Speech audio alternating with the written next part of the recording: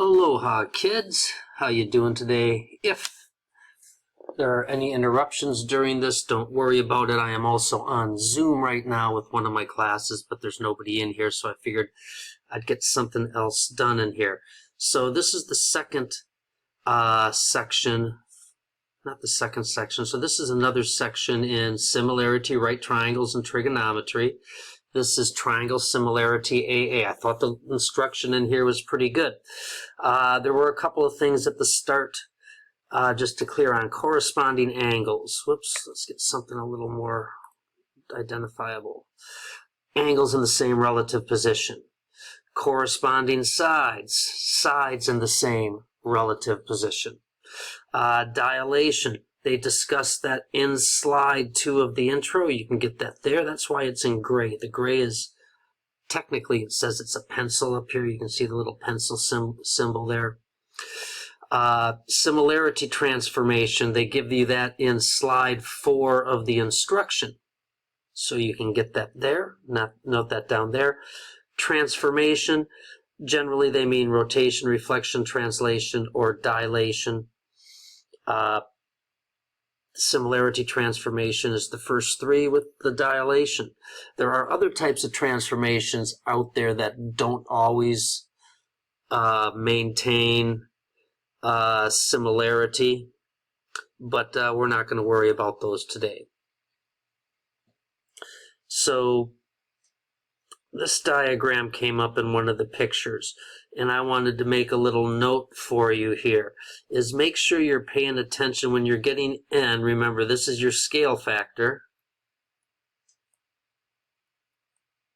Make sure you're using the entire piece. So make sure you use this entire piece. There are questions. Just a second. I have to... Sorry, somebody came on my Zoom for a second. Make sure you get the entire piece. So the 6, that's the 2 plus the 4. There are questions you can answer using the 4:2 ratio, but that's not going to work. You're going to need that 6:2 for 3 when you're trying to find like segment YZ or segment XY, because you need the whole piece to the whole piece. If I knew section, if I knew one of these sections, I could use the 2 to 4 to get the other one. But for the entire pieces, you've got to be thinking the whole thing, so just watch that. That's a very common error. Orientation they talked about, that's just the way something's turned.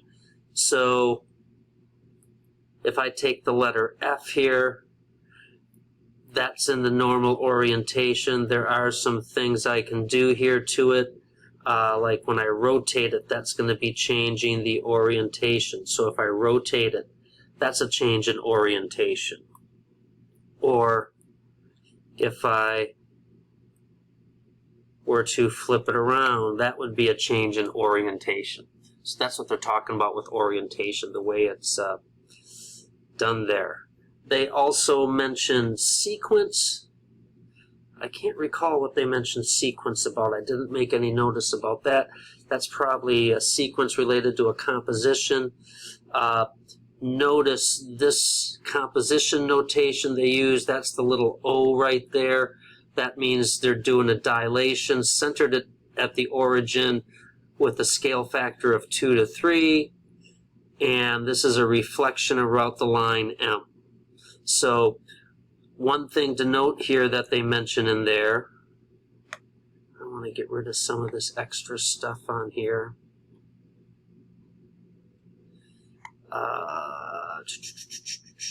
Is compositions are not commutative. Okay? That means if I do this,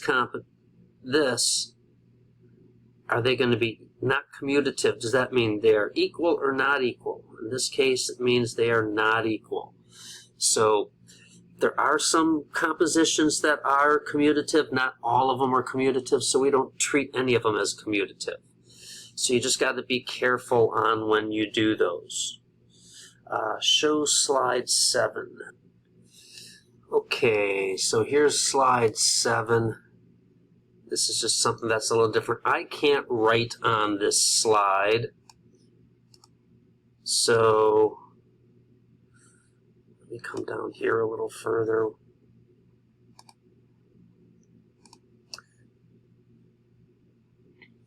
So in step 9, they mentioned the transitive property. So they're using, to get this, whoops. Okay, how can I do this? How can I do this? Let's try this. There we go. There we go.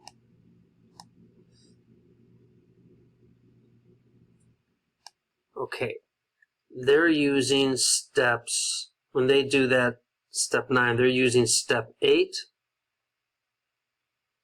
and step 2. So if you notice, step 2 says angle M prime, L prime, N prime is congruent to angle OQP. I'm not worried about the reason. And in step 8, they have angle MLN is congruent to angle M. I guess there shouldn't have been a prime on that M. M, L prime, N prime. Sorry about the naming there. And the transitive property. Now what's happening here is, since this is in both of them, we put those together to get this angle. Copy, paste. Whoops. There's my pen. Is congruent to this angle. Just bring that down there like that. And that's the transitive property. If they're congruent, oops, I'm missing a congruent there. If they're congruent to the same angle, they're congruent to each other. I just thought it might be helpful to see where they were getting that from, since those steps weren't right in a row. That is something that would show up a little bit better in a flowchart proof, or even a paragraph. Now, AA similarity. First off, that little symbol means similarity. It has a few different meanings in there, so it's not the only thing that that symbol means, but when I write it like this, AA similarity. Now, I posted something in there. We're doing AA similarity. We had lots of different ways to get this. Now, I have posted this in our class in the study aids. You'll see the proof toolbox congruent angles. I have that sheet on here. That's on my keep on display geometry. There's my proof toolbox congruent angles. And these are all different ways to get congruent angles. You got to remember all of these. You know, you've got alternate interior angles, vertical angles, alternate exterior, corresponding, right angles and perpendicular lines. Remember, all right angles are congruent. You have an angle bisector. I don't know why that one's circled. You can be given or told, or they can be marked on a diagram.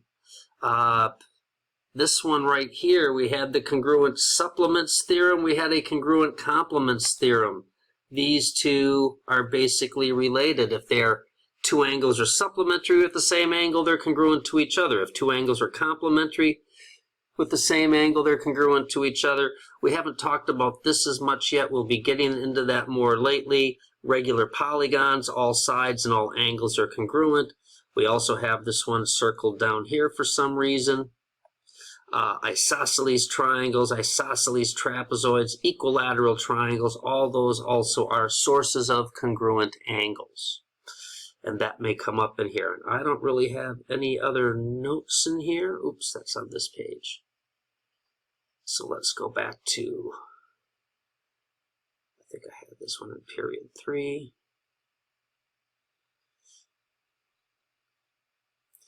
That looks like it. Assignment number 2. I have something on here. I mentioned here, proof steps are frequently reused, so pay attention to those. They go through those sequences. Slide 12. So this is slide 12. Just be careful with these proofs. Always start off with the givens. We got a couple of angles that are congruent. QPR, STR that are congruent. That's given. And then we check that.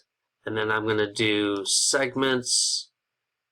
This one's easy. I like to go in the order they give me. QR, QPT. They're perpendicular to each other. That one's pretty easy. That's a given.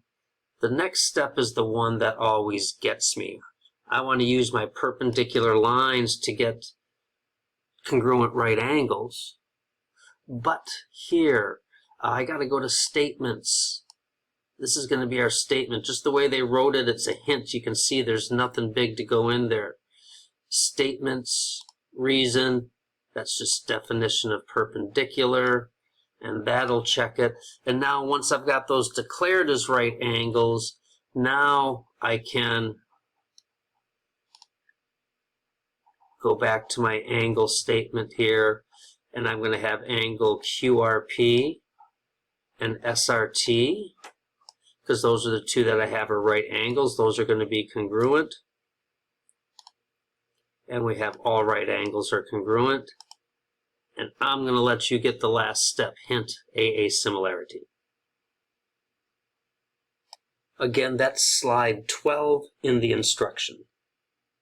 I'm not going to show the screen for assignment slide number 2 because it shows you the answer. We do have this point L negative 1, and we have this composition. Again, I know it's a composition because of the little circle there. And so I'm going to change this to L prime, and that's going to be 0.75 times negative 1, and then 0.75 times 2.